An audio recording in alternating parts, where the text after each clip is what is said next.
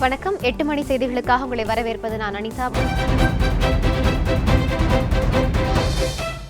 தமிழகத்தில் ஜல்லிக்கட்டு போட்டிகள் நடத்துவதற்கு அனுமதி அளிக்க உச்சநீதிமன்றம் மறுத்துவிட்டதற்கு பல்வேறு அரசியல் கட்சித் தலைவர்கள் வேதனை தெரிவித்துள்ளனர். எனவே நடப்பு நாடாளுமன்ற குளிர்கால கூட்டத்தொடரிலேயே ஜல்லிக்கட்டை நடத்துவதற்கு மத்திய அரசு சட்டம் கொண்டு வர வேண்டும் என்றும் அவர்கள் கோரிக்கை விடுத்துள்ளனர். கால அவகாசம் இருக்கு. பார்லிமெண்ட் நடக்குது. அதிமுகவுக்கு ஏறக்குறைய 50 எம்பிக்கள் இருக்கிறாங்க. லோக்சபா ராஜ்யசபாவில் இருக்கிறாங்க. இவங்கெல்லாம் அங்கே வலியுறுத்தி ஒரு சட்ட திருத்தத்தை கொண்டு வந்து உச்சநீதிமன்றத்தினுடைய அனுமதியை பெற வேண்டும், அதற்கு அனுப்பி வைக்க வேண்டும். இந்த பொங்கலின் போது ஜல்லிக்கட்டு என்கிற வீர விளையாட்டு, தமிழருடைய விளையாட்டு தமிழகத்திலே நடப்பதற்கு மாநில அரசும் மத்திய அரசும் நடவடிக்கை எடுக்க வேண்டும் என தமிழக காங்கிரஸ் சார்பிலே வற்புறுத்தி கேட்டுக்கொள்கிறேன். உச்சநீதிமன்றம் மாநில அரசு மேற்கொண்ட மறுசீராய்வு மனுவை நிராகரித்திருக்கக்கூடிய பின்னணியில் மத்திய அரசாங்கம் நடப்பு நாடாளுமன்ற கூட்டத்திலேயே ஒரு சட்டத்தை நிறைவேற்றி 2017ஆம் ஆண்டு ஜனவரி மாதம் ஜல்லிக்கட்டு வீர விளையாட்டு நடத்துவதற்கு ஏற்பாடு செய்ய வேண்டும் என்று மார்க்சிஸ்ட் கம்யூனிஸ்ட் கட்சி சார்பாக மத்திய அரசாங்கத்தை வலியுறுத்துகிறேன். பாராளுமன்ற கூட்டத்தொடர் நடைபெறும் போதே மத்திய அரசு ஆக்கப்பூர்வமான முறையிலே பாரம்பரியமிக்க ஜல்லிக்கட்டு நடைபெற வேண்டும் என்று உறுதியோடு செயல்பட்டு சட்ட திருத்தத்தை கொண்டு வர வேண்டும். இல்லை என்றால் தமிழ் மாநில காங்கிரஸ் கட்சியின் சார்பிலே விளையாட்டு ஆர்வலர்களுடைய எண்ணங்களை பிரதிபலிக்கும் வகையிலே, தென் மாவட்ட மக்களுடைய எண்ணங்களை பிரதிபலிக்கும் வகையிலே டிசம்பர் மாதம் முதல் வாரம் ஒரு மாபெரும் ஆர்ப்பாட்டத்தை நடத்துவோம். ஒவ்வொரு சமூகத்தின் பாரம்பரிய பண்பாட்டு உரிமைகளை பாதுகாக்க வேண்டியது நமது மத்திய அரசின் கடமை. அந்த வகையில் தமிழ் சமூகத்தின் பாரம்பரிய பண்பாட்டு உரிமையான ஜல்லிக்கட்டு உரிமையை இன்றைக்கு தட்டி பறிக்கிற நிலை ஏற்பட்டிருக்கிறது. உச்சநீதிமன்றத்தின் நடவடிக்கை அதிர்ச்சி அளிக்கிறது. தமிழக அரசு உடனடியாக இதில் மேல்முறையீடு செய்ய வேண்டும் என்று விடுதலை சிறுத்தைகளின் சார்பில் கேட்டுக்கொள்கிறேன். ஜல்லிக்கட்டு நடத்த முடியாமல் போனதற்கு அன்றைய உச்சநீதிமன்றத்தில் எதிர்கட்சியினர் கொடுத்த ஒரு முடக்கம்தான் காரணம். விலங்கின ஆர்வலர்கள் என்ற எதிர்கட்சியினர் இன்று மத்திய அரசு மிக தெளிவாக, எங்களது மத்திய அரசு மட்டுமல்ல மத்திய தலைமையும் சொல்லியிருக்கிறார்கள், ஜல்லிக்கட்டு கொண்டு வருவதற்கான அத்தனை முயற்சியையும் சட்ட ரீதியாக எடுப்போம் என்று. அதனால் நிச்சயமாக ஜல்லிக்கட்டு கொண்டு வருவதற்கான அத்தனை முயற்சிகளையும் சட்ட ரீதியாகவும் மேற்கொள்வார்கள். ஜல்லிக்கட்டு நடத்த கோரும் தமிழக அரசின் சீராய்வு மனு உச்சநீதிமன்றத்தில் தள்ளுபடி செய்யப்பட்டது அதிர்ச்சி அளிப்பதாக ஜல்லிக்கட்டு ஆர்வலர்களும் விவசாயிகளும் தெரிவித்துள்ளனர். எங்களுக்கு வருத்தம் அளிப்பதாக இருக்கின்றது. நீதிமன்றத்தினுடைய புரிதல் இல்லாத போக்கினுடைய ஒரு வெளிப்பாடாகும். ஸ்பெயின், பிரான்ஸ் போன்ற நாடுகளில் காளை விளையாட்டுங்கிறது வேறு, தமிழ்நாட்டில் நடத்தக்கூடிய ஜல்லிக்கட்டுங்கிறது வேறு. அங்கு காளை இறுதியில் கொல்லப்படுகின்றது, இங்கே கொல்லப்படுவதில்லை. எந்த ஒரு காளையும் உயிர் இறந்ததாக வரலாறு கிடையாது. அப்படி இருக்கின்ற பொழுது ஜல்லிக்கட்டுக்கு தடை விதித்திருப்பது என்பது தமிழ் கலாச்சாரத்துக்கு விதித்திருக்கும் தடை என்றே நாங்கள் கருதுகின்றோம். இந்த தீர்ப்பு எங்களுக்கு ஒரு பெரிய அதிர்ச்சியான செய்தியாக இருக்குது. ஏன்னா இந்த பாரம்பரியத்துக்கும் இந்த கலாச்சாரத்துக்கும் இந்த உழவர் பெருமக்கள் கொண்டாடக்கூடிய திருவிழாவிற்கு எப்படியாவது அனுமதி கிடைக்கும், ஒரு கட்டுப்பாடுடன் கூடிய ஒரு இன்னும் சில கடுமையான சட்டத்திட்டங்களோடு இதை நடத்துவதற்கு அனுமதி அளிப்பார்கள் என்று நாங்கள் ஆவலாக இருந்தோம். அது நிராசையாக போய்விட்டது. 500 மற்றும் 1000 ரூபாய் நோட்டுகள் செல்லாது என்று ரிசர்வ் வங்கியின் அறிவிப்பால் தொடக்க வேளாண்மை கூட்டுறவு கடன் சங்கங்கள் மற்றும் மத்திய கூட்டுறவு வங்கிகள் முடங்கியுள்ளதாக தமிழக அரசு தெரிவித்துள்ளது. இது தொடர்பாக தமிழக அரசு வெளியிட்டுள்ள அறிக்கையில், கூட்டுறவுத்துறை அமைச்சர் செல்லூர் ராஜு தலைமையில் மத்திய கூட்டுறவு வங்கி மேலாண்மை இயக்குநர்களுடனான ஆய்வுக் கூட்டம் இன்று நடைபெற்றதாக தெரிவிக்கப்பட்டுள்ளது. அதில் 500 மற்றும் 1000 ரூபாய் நோட்டுகளை திரும்ப பெற்றுக் கொண்டது பற்றி விவாதிக்கப்பட்டதாக தெரிவிக்கப்பட்டது. ரிசர்வ் வங்கியின் அறிவிப்பால் தமிழகத்தில் உள்ள தொடக்க வேளாண்மை கூட்டுறவு கடன் சங்கங்களின் மக்கள் தாங்கள் ஏற்கனவே பெற்றிருந்த பயிர் கடனுக்கான தொகையை உரிய காலத்தில் திரும்ப செலுத்த இயலாமலும், கிராம அளவில் உள்ள தொடக்க வேளாண்மை கூட்டுறவு கடன் சங்கங்கள் புதிய வைப்பீடுகள் ஏதும் பெற முடியாமல் முற்றிலும் செயலிழந்துள்ளதாகவும் தெரிவிக்கப்பட்டுள்ளது. மேலும் புதிய பயிர்க்கடன்கள் ஏதும் வழங்க இயலாத நிலை உள்ளதாக குறிப்பிடப்பட்டுள்ளது. இதனால் தமிழ்நாட்டில் உள்ள 23 மாவட்ட மத்திய கூட்டுறவு வங்கிகளும் அவற்றின் 813 கிளைகளும் லட்சக்கணக்கான வாடிக்கையாளர்களும் கடுமையாக பாதிக்கப்பட்டுள்ளதாக அறிக்கையில் கூறப்பட்டுள்ளது. தொடக்க கூட்டுறவு வங்கிகளுக்கு பணம் விநியோகிப்பது தொடர்பான வழக்கில் வரும் 18ஆம் தேதி பதிலளிக்க ரிசர்வ் வங்கிக்கு சென்னை உயர்நீதிமன்றம் உத்தரவிட்டுள்ளது. பழைய ரூபாய் நோட்டுகளை மாற்ற வசதியாக தொடக்க கூட்டுறவு வேளாண்மை வங்கிகளுக்கு புதிய ரூபாய் நோட்டுகளை ரிசர்வ் வங்கி வழங்க வேண்டும் என்று கூறி விழுப்புரம் மாவட்டம் செஞ்சியை சேர்ந்த ராமமூர்த்தி என்பவர் சென்னை உயர்நீதிமன்றத்தில் மனு தாக்கல் செய்தார். இந்த வழக்கு நீதிபதி கிருபாகரன் முன்னிலையில் விசாரணைக்கு வந்தது. அப்போது மற்ற வங்கிகளுக்கு பணம் விநியோகிப்பது போல் மத்திய கூட்டுறவு வங்கிக்கு பணம் ஒதுக்க ரிசர்வ் வங்கி பாரபட்சம் காட்டுவதாக மத்திய கூட்டுறவு வங்கி சார்பாக தெரிவிக்கப்பட்டது. ரிசர்வ் வங்கி சார்பில் ஆஜரான வழக்கறிஞர் விழுப்புரம் மத்திய கூட்டுறவு வங்கிக்கு நாளை 10 கோடி ரூபாய் வழங்க உள்ளதாக தெரிவித்தார். அப்போது மத்திய அரசு தரப்பில் ஆஜரான வழக்கறிஞர் கூட்டுறவு வங்கிகள் அரசியல்வாதிகள் பொறுப்பில் இருப்பதால் அவர்கள் கருப்பு பணத்தை மாற்றுவர் என்று புகார் கூறினார். வாதங்களை கேட்டறிந்த நீதிபதி புதிய 500 ரூபாய் நோட்டுகளின் புழக்கம் மற்றும் தொடக்க வேளாண் கூட்டுறவு வங்கிகளுக்கு எப்படி பணம் வழங்கப்படும் என்பது குறித்து வரும் 18ஆம் தேதி பதிலளிக்கும்படி ரிசர்வ் வங்கிக்கு உத்தரவிட்டார். கூட்டுறவு வங்கிகளை முடக்க மத்திய அரசு நடவடிக்கைக்கு கூட்டுறவு வங்கி ஊழியர்கள் கடும் கண்டனம் தெரிவித்தனர். மத்திய அரசின் இந்த நடவடிக்கை கண்டித்து வரும் 25ஆம் தேதி நாடு தழுவிய வேலைநிறுத்த போராட்டத்தில் ஈடுபட போவதாக அகில இந்திய கூட்டுறவு வங்கி ஊழியர் கூட்டமைப்பின் பொதுச் செயலாளர் பாலகிருஷ்ணன் தெரிவித்தார். 25/2016 அன்று அகில இந்திய அளவில் இருக்கக்கூடிய அனைத்து கூட்டுறவு வங்கிகளும், அதாவது மாநில தலைமை கூட்டுறவு வங்கிகள், மாநில வேளாண்மை மற்றும் ஊரக வளர்ச்சி வங்கிகள், நகர கூட்டுறவு வங்கிகள், மத்திய கூட்டுறவு வங்கிகள், தொழில் கூட்டுறவு வங்கிகள், தொடக்க வேளாண்மை கூட்டுறவு கடன் சங்கங்கள், தொடக்க வேளாண்மை மற்றும் ஊரக வளர்ச்சி வங்கிகள் என இருக்கக்கூடிய 1,10,000க்கும் மேற்பட்ட கூட்டுறவு கடன் அமைப்புகள் அனைத்தும் அங்கே பணிபுரியக்கூடிய ஊழியர்கள் ஒரு நாள் வேலை நிறுத்தம் செய்து நம்முடைய எதிர்ப்பை தெரிவிக்க உள்ளோம் என்பதை தெரிவித்துக் கொள்கிறோம். புதிய 500 ரூபாய் தாள்களுடன் 2 கண்டெய்னர் லாரிகள் சென்னை ரிசர்வ் வங்கி கிளைக்கு கொண்டு வரப்பட்டுள்ளன. 500, 1000 ரூபாய் தாள்கள் செல்லாது என்று அறிவிக்கப்பட்ட பிறகு தட்டுப்பாட்டை போக்குவதற்கு புதிய 2000 ரூபாய் தாள்கள் மட்டும் விநியோகிக்கப்பட்டு வருகிறது. இன்று முதல் தமிழகத்தில் புதிய 500 ரூபாய் தாள்கள் விநியோகிக்கப்படும் என்று அறிவிக்கப்பட்டிருந்தாலும் பல பகுதிகளில் விநியோகம் மேற்கொள்ளப்படவில்லை. இந்த நிலையில் கர்நாடக மாநிலத்திலிருந்து 2 கண்டெய்னர் லாரிகளில் மத்திய தொழில் பாதுகாப்பு படை பாதுகாப்புடன் சென்னை ரிசர்வ் வங்கி கிளைக்கு புதிய ரூபாய் நோட்டுகள் கொண்டு வரப்பட்டன. இதனையடுத்து அவை படிப்படியாக சென்னை உள்ளிட்ட பிற மாவட்டங்களில் உள்ள வங்கி கிளைகளுக்கு அனுப்பப்படும் என்றும் நாளை மாலையிலிருந்து புதிய ரூபாய் தாள்களை பெற முடியும் என்றும் கூறப்படுகிறது.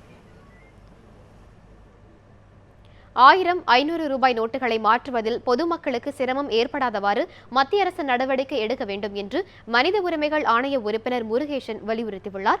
சென்னை விமான நிலையத்தில் செய்தியாளர்களுக்கு பேட்டியளித்த அவர், திருநங்கைகளின் உரிமைகள் குறித்த பிரச்சினை நாடு முழுவதும் இருப்பதாகவும் அது குறித்து புகார் அளிக்கப்பட்டால் உரிய நடவடிக்கை எடுக்கப்படும் என்றும் கூறினார்.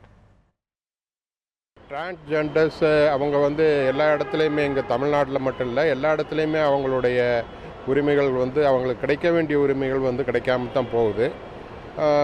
பொதுவாக நாங்கள் எடுத்துக்கிற முடியாது. எங்களுக்கு ஒரு குறிப்பிட்ட புகார் ஏதாச்சும் வந்துச்சுன்னா அதை எடுத்து த்ரூ அவுட் ஆல் இண்டியாவில் அவங்களுடைய நிலைமை என்னன்னு நாங்கள் விசாரிக்கலாம். அது மாதிரி ஏதாச்சும் ஒரு புகார் வந்துச்சுன்னா நல்லது, எங்களுக்கு அது சௌகரியமாக இருக்கும். கருப்பு பணம் வெள்ளையாக்கப்படுவதை தடுக்கும் நோக்கில் பணம் எடுக்க வருபவர்களுக்கு கைகளில் அடையாளமை வைக்கப்படும் என்ற அறிவிப்பு குறித்து நியூஸ் 7 தமிழ் இணையதளத்தில் நேயர்களிடம் கருத்து கேட்டிருந்தோம். அதற்கு கண்டிக்கத்தக்கது என்று 41.52% பேரும், வரவேற்கத்தக்கது என்று 38.33% பேரும், தேவையற்றது என்று 20.15% பேரும் கருத்து கூறியுள்ளனர். இதே கேள்வியை ட்விட்டரில் கேட்டிருந்தோம். அதற்கு வரவேற்கத்தக்கது என்று 48% பேரும், கண்டிக்கத்தக்கது என்று 27% பேரும், தேவையற்றது என்று 25% பேரும் கருத்து கூறியுள்ளனர்.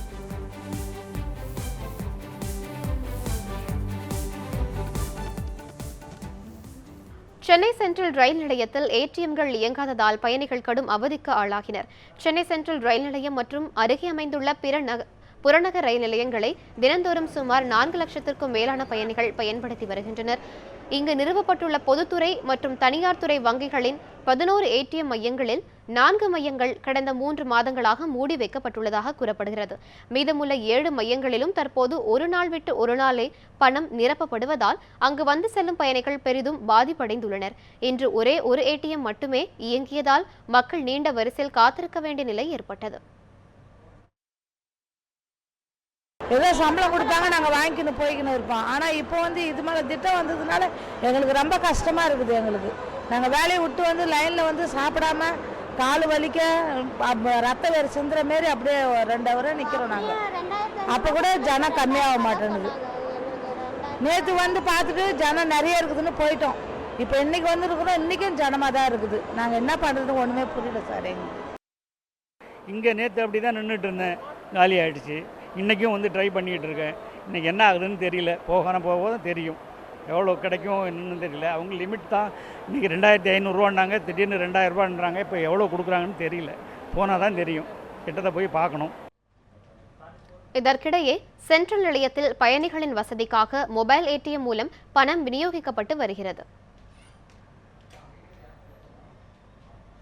வங்கிகளில் தற்போது பணத்தை மாற்றிச் செல்ல வருபவர்களுக்கு கைவிரலில் மை வைக்கப்படுகிறது. இதன் மூலம் சாதாரண மக்களுக்கு தான் பாதிப்பு அதிகம் என்கின்றனர் துறை வல்லுநர்கள். இதுகுறித்த ஒரு செய்தி தொகுப்பை பார்க்கலாம். கடந்த 8ஆம் தேதி நள்ளிரவு முதல் 500 மற்றும் 1000 ரூபாய் நோட்டுகள் செல்லாது என்ற மத்திய அரசின் அறிவிப்பை தொடர்ந்து நாடு முழுவதும் சில்லறை தட்டுப்பாடு அதிகரித்துள்ளது. வங்கிகளிலும் தபால் நிலையங்களிலும் மக்கள் நீண்ட வரிசையில் நின்று பணம் எடுத்துச் செல்கின்றனர். புதிய 500 மற்றும் 2000 ரூபாய் நோட்டுகள் அறிமுகத்தை தொடர்ந்து வங்கிகள் அதையே விநியோகிப்பதால் தினமும் பயன்பாட்டிற்கு சில்லறை கிடைக்காமல் தவித்து வருகின்றனர். இந்த நிலையில் ஒரே நபர் அதிக முறை பணம் எடுப்பதை தடுக்க வலது கை ஆள்காட்டி விரலில் மை வைக்க மத்திய அரசு அறிவித்துள்ளது. அவர்கள் அளிக்கும் 4500 ரூபாயை கொண்டு குடும்ப செலவை சமாளிப்பது கடினம் என்கின்றனர் பொதுமக்கள். அலையிறதுக்கே அப்படியே 2 வீக்ஸ் ஆர் 3 வீக்ஸ் ஆகும். அது ஒன்ஸ் அப்படி பண்ணிவிட்டு அது நெக்ஸ்ட்டு பைசா எடுக்கவே முடியாது. ரொம்ப கஷ்டம் இல்லை, சுத்தமாக முடியாது. ஒரு அரிசி மூட்டை வாங்கினா கூட ஒரு 1800 போயிடுது. ஒரு பால் செலவு வாங்கினா கூட 20-35 ரூபா ஒரு பால் பாக்கெட்டு. அது வாங்க சர்க்கரை எல்லாம் எவ்வளோ ரேட்டு தெரியுமா? ஒரு நாளைக்கே எப்படியோ 1000 ரூபாய் கிட்ட வந்துடுது. இன்னும் சமாளிக்க முடியல மேடம். ரொம்ப கஷ்டமாக இருக்குது. இந்த மாதிரி போட்டது வந்து ரொம்ப கஷ்டமாக இருக்குது. அரசின் புதிய திட்டம் நல்ல யோசனையாக இருந்தாலும் அதை நடைமுறைப்படுத்துவதில் அதிகப்படியான குழப்பங்கள் நிகழ்வதே மக்கள் இந்த அளவிற்கு சில்லறை தட்டுப்பாட்டில் தவிக்க காரணம் என்கின்றனர் பொருளாதார நிபுணர்கள். வழக்கமான பொருளாதாரம் சட்டத்திட்டங்களுக்கு உட்பட்டு செயல்படக்கூடிய ஒயிட் எக்கானமி நம்ம சொல்லக்கூடிய ஜெனுவன் எக்கானமியில் அந்த பணப்புழக்கம் கணிசமாக அதிகரிக்க வேண்டும். அதன் மூலமாக அந்த பணம் வந்து போய் சேர வேண்டும். சேர்ந்துச்சுன்னா வந்து இந்த மக்கள் இவங்கெல்லாம் சட்டத்திட்டக்கு உட்பட்டு செயல்படக்கூடியவங்க தான். இவங்கெல்லாம் இந்த ரொக்கத்தில் கொடுத்து வாங்குறவங்க இல்லை பல பேர். ஸோ அவங்களுக்கு வந்து இந்த பணம் போய் சேரும் பொழுது அவங்க இதை பற்றி பெரிய அளவில் கம்ப்ளைண்ட் பண்ண போகிறதோ சிரமப்பட போகிறதோ கிடையாது. இது விரைவில் நடக்கும் என்று எல்லோரும் நம்பினோம். ஆனால் இப்பொழுது மெல்ல மெல்ல தான் நடக்கும் போல தெரிகிறது. இது காலதாமதமாய் கொண்டே போகிறது. தொடர்ந்து பணத்தை கொண்டு வணிகம் செய்யும் மக்களின் சந்தையை பாதிக்காமல் அதிகப்படியான பணத்தை கொண்டு நடக்கும் வியாபாரங்களை நோக்கியே இந்த திட்டங்கள் கொண்டு வரப்பட்டு இருக்க வேண்டும் என பொருளாதார வல்லுநர்கள் தெரிவிக்கின்றனர். ஒளிப்பதிவாளர் யுவராஜுடன் கிருத்திகா கண்ணன், நியூஸ் 7 தமிழ், சென்னை. இத்துடன் 8 மணி செய்திகளின் இந்த பகுதி நிறைவுற்றது. தொடர்ந்து இணைந்திருங்கள் நியூஸ் 7 தமிழோடு. SBI வங்கியில் கடனை வாங்கி வேண்டுமென்றே கட்டத் தவறியவர்களில் முதல் 100 நபர்களின் கடனை திரும்ப செலுத்தாத 63 கோடீஸ்வர கடன்காரர்களின் கடனை முழுமையாகவும் தள்ளுபடி செய்ய பாரத ஸ்டேட் வங்கி திட்டமிட்டுள்ளதாக கூறப்படுகிறது. மேலும் 31 பேரின் கடன் தொகையில் பாதியும் தள்ளுபடி செய்யப்பட உள்ளதாக தகவல் வெளியாகியுள்ளது. இந்த பட்டியலில் இடம்பெற்றுள்ள 10 தமிழக நிறுவனங்கள் எவை என்பதை இப்போது பார்க்கலாம். அக்னைட் கல்வி நிறுவனம் 315.15 கோடி, ஃபர்ஸ்ட் லீசிங் கம்பெனி 235.29 கோடி, டெலிடேட்டா marine solution 166.85 crore, MP Shan text private limited 129.48 crore, PS Krishnamurthy Steeles 124.66 கோடி, தங்கம் ஸ்டீல்ஸ் 88.27 கோடி, பேராமவுண்ட் ஏர்வேஸ் 87.2 கோடி, உத்ரா லாலமைன் இன்ஃப்ராஸ்ட்ரக்சர்ஸ் 64.86 கோடி, JKS கன்ஸ்ட்ரக்ஷன்ஸ் 52.55 கோடி, பயனீர் ஃபீட்ஸ் அண்ட் பவுல்ட்ரி ப்ராடக்ட்ஸ் 49.99 கோடி.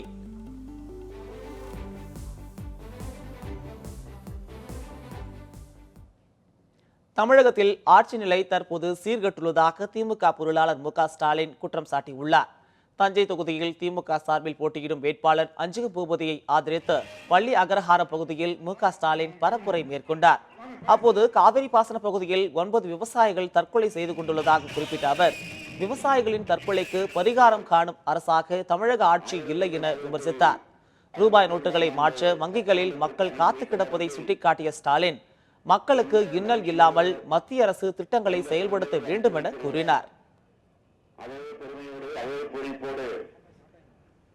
அவர் தலைமையேற்று வழிநடத்தக்கூடிய திராவிட முன்னேற்ற கழகத்திற்கு ஆட்சியில் இருக்கக்கூடிய அமைச்சர்களோ அல்லது ஆளுங்கட்சியை சார்ந்த சட்டமன்ற நாடாளுமன்ற உறுப்பினர்களோ அல்லது அரசு சிறப்பில் இருக்கக்கூடிய அரசு அதிகாரிகளோ சென்று ஏதேனும் ஆறுதல் சொல்லுகிற அந்த காட்சியாவது நடக்கிறதா?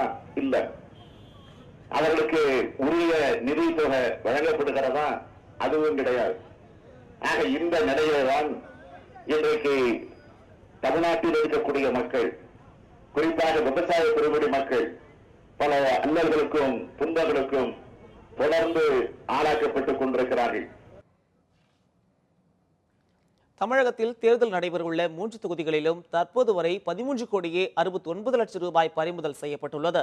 அரவக்குறிச்சி, தஞ்சை, திருப்பரங்குன்றம் ஆகிய 3 தொகுதிகளிலும் தற்போது வரை 13,69 லட்சம் ரூபாய் பணம் பறிமுதல் செய்யப்பட்டுள்ளதாக தமிழக தலைமை தேர்தல் அதிகாரி ராஜேஷ் லக்கானி தெரிவித்தார். இதில் அரவக்குறிச்சி தொகுதியில் 45 லட்சம் ரூபாயும், தஞ்சை தொகுதியில் 9,14 லட்சம் ரூபாயும், திருப்பரங்குன்றம் தொகுதியில் 4,9 லட்சம் ரூபாயும் பறிமுதல் செய்யப்பட்டுள்ளதாகவும் அவர் கூறினார். மேலும் கூடுதலாக 2 சிறப்பு பார்வையாளர்கள் தஞ்சை மற்றும் அரவக்குறிச்சி தொகுதிகளில் நியமிக்கப்பட்டுள்ளதாகவும் ராஜேஷ் லக்கானி தெரிவித்தார்.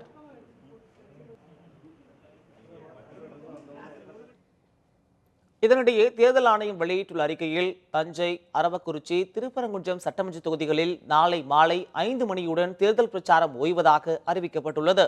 இதனையடுத்து நாளை மாலை 5 மணி முதல் வாக்குப்பதிவு முடியும் வரை கருத்து கணிப்புகளை நடத்தவோ வெளியிடவோ தேர்தல் ஆணையம் தடை விதித்துள்ளது. மேலும் தொலைக்காட்சி, ரேடியோ, பேஸ்புக் உள்ளிட்டவை மூலம் பிரச்சாரம் மேற்கொள்ளவும் தடை விதிக்கப்பட்டுள்ளது. இலங்கை கடற்படையின் அத்துமீறலை தடுத்து நிறுத்த உரிய நடவடிக்கை எடுக்க வேண்டும் என ராமேஸ்வரம் மீனவர்கள் பிரதமர் மோடிக்கு கடிதம் எழுதியுள்ளனர். இப்பிரச்சினை தொடர்பாக பிரதமரை நேரில் சந்தித்து பேசவும் திட்டமிட்டுள்ளதாகவும் மீனவர் கூட்டமைப்பினர் தெரிவித்துள்ளனர்.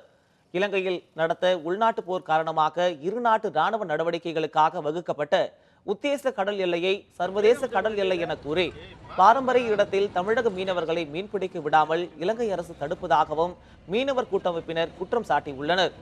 எனவே இப்பிரச்சனையில் பிரதமர் மோடி தலையிட்டு மீனவர்களின் உரிமையை மீட்டுத் தர வேண்டும் என மீனவர் கூட்டமைப்பினர் கோரிக்கை விடுத்துள்ளனர். இது மீனவனுக்கு எல்லையே கிடையாது. ஏன்னு கேட்டால் மீன் போகிற பகுதியெல்லாம் மீனவன் போவான். அதனால நீங்கள் மத்திய அரசு எடுக்க வேண்டிய முடிவு என்னன்னா, அந்த மீனவர்களை காப்பாற்றணும்னா, இந்த மீனவர்கள் வாழ்நாளெல்லாம் மீன் பிடிச்சி சுகமாக வாழணும் அப்படின்னு சொன்னால் நீங்கள் அந்த சர்வதேச எல்லையை விட்டுட்டு எங்களுக்காக, அதாவது பழைய முறைப்பிரகாரம் அந்த இரு கரையிலையும் போய் மீன் பிடிக்கக்கூடிய அந்த பேச்சுவார்த்தைக்கு நீங்கள் கொண்டு வந்து எங்களுக்கு சரி பண்ணாதான் நாங்கள் மீனவர் வாழ முடியும். மேட்டுப்பாளையம் கூட்டுறவு விற்பனை சங்கத்தில் பழைய ரூபாய் நோட்டுகளை வாங்க மறுப்பதால் ஒரே நாளில் 70 டன் உருளைக்கிழங்கு தேக்கமடைந்துள்ளது. நீலகிரி மாவட்டத்தில் விளையும் உருளைக்கிழங்குகள் அங்குள்ள விவசாயிகளால் லாரிகள் மூலம் மேட்டுப்பாளையத்தில் உள்ள நீலகிரி கூட்டுறவு விற்பனை சங்கத்திற்கு கொண்டு வரப்படும். பின்னர் மொத்த வியாபாரிகளிடம் நேரடியாக ஏலம் மூலம் விற்பனை செய்யப்பட்டு கூட்டுறவுத்துறை அதிகாரிகளால் விவசாயிகளுக்கு பணம் வழங்கப்படுவது வழக்கம். இந்நிலையில் நேற்று முதல் கூட்டுறவு சங்கத்தில் பழைய 500 மற்றும் 1000 ரூபாய் நோட்டுகள் வாங்கப்படாது என அறிவிக்கப்பட்டதால் உருளைக்கிழங்கு விற்பனை அடியோடு பாதிக்கப்பட்டது. மொத்த வியாபாரிகள் யாரும் வராததால் 70 டன் உருளைக்கிழங்கு ஒரே நாளில் தேங்கியுள்ளதாகவும் அதனால் தாங்கள் கடும் இழப்பிற்கு ஆளாகி இருப்பதாகவும் விவசாயிகள் வேதனை தெரிவித்தனர். 500 நோட்டு வாங்க மாட்டோம், 1000 நோட்டு வாங்க மாட்டோம்னு சொன்னால் இந்த கிழங்கு ஒரு நாள் நின்றாவே கிழங்கோட நிலத்தை மாறிடும், கிழங்கு பச்சை ஓடிடும். நாளைக்கு இந்த கிழங்கு ஸ்டாக் கிழங்கும் போது இன்னும் விலை அதிகமாக போகிறதுக்கு வாய்ப்பு இல்லை. ஒரு மூட்டைக்கு 200 ரூபா 300 ரூபா இன்னும் கம்மியாகிறதுக்கு தான் வாய்ப்பு இருக்கிற ஒழிஞ்சு இதை வந்து அதிகப்படுத்துறதுக்கு வாய்ப்பு இல்லை. அதனால் வந்து என்சிஎம்எஸ் கூட்டுறவு ஒரு நல்ல முடிவு இந்த விவசாயிக்கும் வியாபாரிக்கும் சொல்லணும்னு சொல்லி எங்கள் வியாபாரி சங்கத்தின் சார்பாக நான் கேட்டுக்கொள்கிறோம்.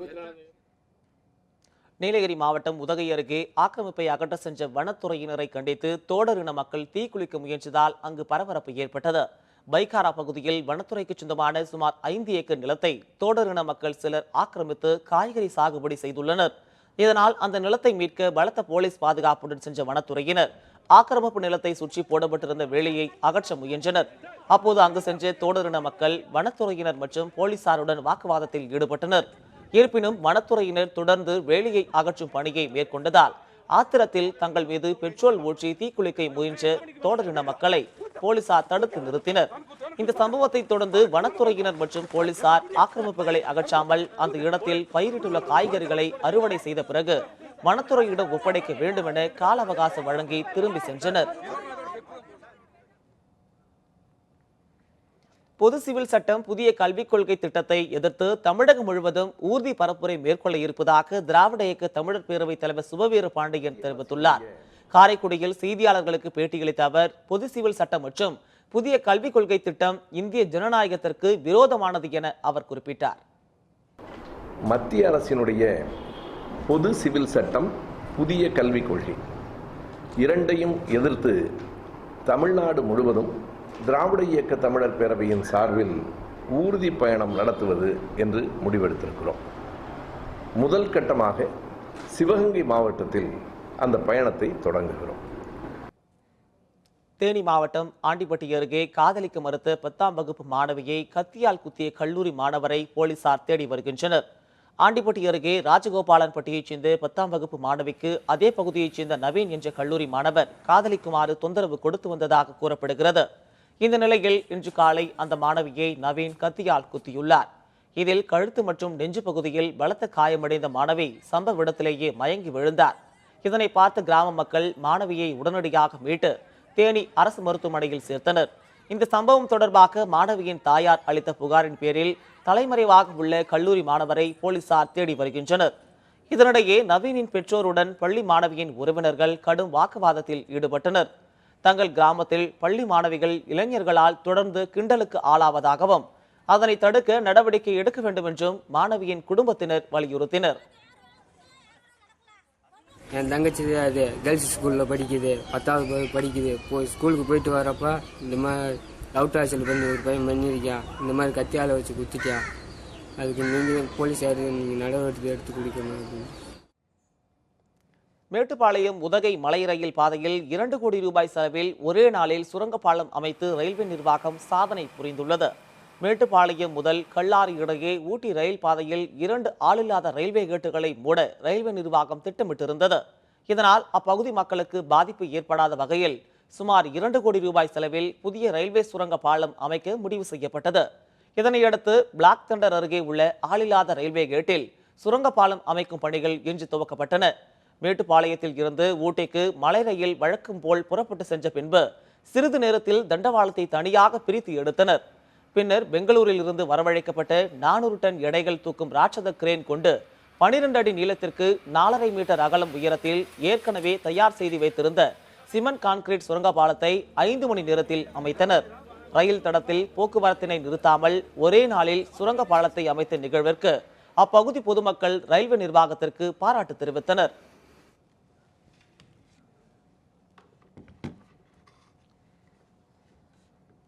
சென்னை புழல் சிறையில் குண்டூசியை விழுங்கிய ஆயுள் தண்டனை கைதி அப்புராஜ் சென்னை ராயப்பேட்டை அரசு மருத்துவமனையில் சிகிச்சை பலனின்றி உயிரிழந்தார். சென்னை புழல் சிறையில் கொலை வழக்கில் எழும்பூர் போலீசாரால் கைது செய்யப்பட்ட அப்புராஜுக்கு ஆயுள் தண்டனை விதிக்கப்பட்டது. இந்நிலையில் சிறையில் இருந்த கைதி சுப்புராஜ் யாரும் எதிர்பாராத வகையில் குண்டூசி விழுங்கி தற்கொலைக்கு முயன்றதாக கூறப்படுகிறது. இதனையடுத்து வயிற்று வலி ஏற்பட்டு மயக்கமடைந்த கைதி அப்புராஜை உயிருக்கு ஆபத்தான நிலையில் ராயப்பேட்டை அரசு மருத்துவமனையில் அனுமதித்தனர். இந்த நிலையில் சிகிச்சை பலனின்றி அப்புராஜ் இன்று உயிரிழந்தார். புழல் சிறையில் கைதிகள் தொடர்ந்து தற்கொலை சம்பவங்களில் ஈடுபட்டு வருவது சிறை இல்லவாசிகளிடையே பரபரப்பை ஏற்படுத்தியுள்ளது.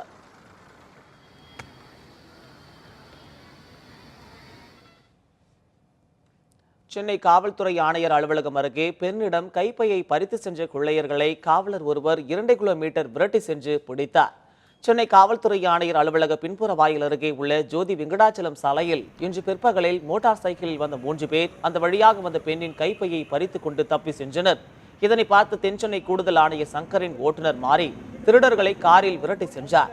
அப்போது 3 பேரில் 2 பேர் தப்பி ஓடிவிட்டனர். ஓட்டேரியைச் சேர்ந்த ஹெவன் என்பவர் பிடிபட்டார். இந்த துரத்தல் சம்பவத்தில் காவலர் மாரிக்கு காயம் ஏற்பட்டது. கொள்ளையர்களில் ஒருவரை துரத்தி பிடித்த காவலர் மாரியை உயரதிகாரிகள் பாராட்டினர். நான் அவங்களை சேஸ் பண்ணி கார்லேயே சேஸ் பண்ணின்னு போனேன். நம்ம பெரம்பூர் பேரக்ஸ் ரோடு போகும்போது ஒரு லெஃப்ட்டில் திரும்பிட்டாங்க. வசந்தி தேட்டர் லெஃப்ட்டில் திரும்பிட்டாங்க. திரும்பின உடனே அவங்கள சேஸ் பண்ணி மடக்கணுன்னு கீழே விழுந்துட்டாங்க. விழுந்தோடனே 3 பேரும் ஓடினாங்க. அதில் வந்து கெவின்றவர் வயசு 17, அவரை மட்டும் நம்ம கந்தசாமி கோவில் காம்பவுண்ட் சவர் எகிரி குடிக்கும் போது எகிரி பிடிச்சிட்டேன் நான். நெல்லை மாநகராட்சியில் அடிப்பம்பு பராமரிப்பு முறைகேடு தொடர்பாக மாநகராட்சி அலுவலர் உள்ளிட்ட 7 பேர் மீது காவல்துறையினர் வழக்கு பதிவு செய்ய வேண்டும் என நெல்லை மாவட்ட 1வது குற்றவியல் நீதிமன்றம் உத்தரவிட்டுள்ளது. நெல்லை மாநகராட்சிக்குட்பட்ட பகுதிகளில் அடிப்பம்பு பராமரிப்பு என்ற வகையில் கடந்த 2010ஆம் ஆண்டு முதல் 16ஆம் ஆண்டு ஜூலை மாதம் வரை 1,49,52,687 ரூபாய் செலவிடப்பட்டதாக வழக்கறிஞர் பிரம்மா தகவல் அறியும் உரிமை சட்டத்தில் தகவல் பெற்றுள்ளார். ஆனால் நெல்லை மாநகராட்சியில் உள்ள வார்டுகளில் மொத்தம் 1171 அடிப்பம்புகள் உள்ளதாகவும் இதில் பெரும்பாலானவை பாழடைந்து செயல்படாமல் உள்ளதுடன் சில அடிப்பம்புகள் அகற்றப்பட்டிருப்பதும் தெரிய வந்தது. இதனையடுத்து பல அடிப்பம்புகள் பராமரிக்கப்பட்டதாக போலி ஆவணம் மூலம் மோசடி செய்துள்ளவர்கள் மீது நடவடிக்கை எடுக்க கோரி மாநகர குற்றப்பிரிவு காவல்துறை மற்றும் மாநகர காவல்துறை ஆணையரிடம் பிரம்மா மனு கொடுத்தார். ஆனால் அவர்கள் எந்த நடவடிக்கையும் எடுக்கவில்லை என கூறி வழக்கறிஞர் பிரம்மா நீதிமன்றத்தில் மனு தாக்கல் செய்தார். இந்த மனுவை விசாரித்த நெல்லை மாவட்ட 1வது குற்றவியல் நீதித்துறை நடுவர் மன்ற நீதிபதி ராமதாஸ் நெல்லை மாநகராட்சி அலுவலர் உள்ளிட்ட 7 பேர் மீது வழக்கு பதிவு செய்ய உத்தரவிட்டுள்ளார். முதுமலை புலிகள் காப்பகத்தில் புலிகளை கணக்கெடுக்கும் பணி இன்று தொடங்கியது. முதுமலை புலிகள் காப்பகத்தில் புலிகளை கணக்கெடுக்கும் பணி 6 மாதங்களுக்கு ஒருமுறை நடத்தப்பட்டு வருகிறது. இந்த ஆண்டிற்கான 2வது கணக்கெடுக்கும் பணி இன்று தொடங்கி வரும் 21ஆம் தேதி வரை நடைபெறுகிறது. கணக்கெடுக்கும் பணியில் 36 குழுக்கள் ஈடுபட்டுள்ளனர். ஒவ்வொரு குழுவிலும் தலா ஒரு வனத்துறை ஊழியர், வேட்டை தடுப்பு காவலர், வனக்கல்லூரி மாணவர் என 3 பேர் இடம்பெற்றுள்ளனர். கணக்கெடுப்பு பணி முடிந்ததும் அனைத்து குழுவினரும் முதுமலை புலிகள் காப்பக வனத்துறை அதிகாரிகளிடம் அறிக்கையை சமர்ப்பிக்க உள்ளனர். இத்துடன் 8 மணி செய்திகள் நிறைவடைந்தன. செய்திகளை உடனுக்குடன் தெரிந்து கொள்ள தொடர்ந்து இணைந்திருங்கள் நியூஸ் 7 தமிழ்.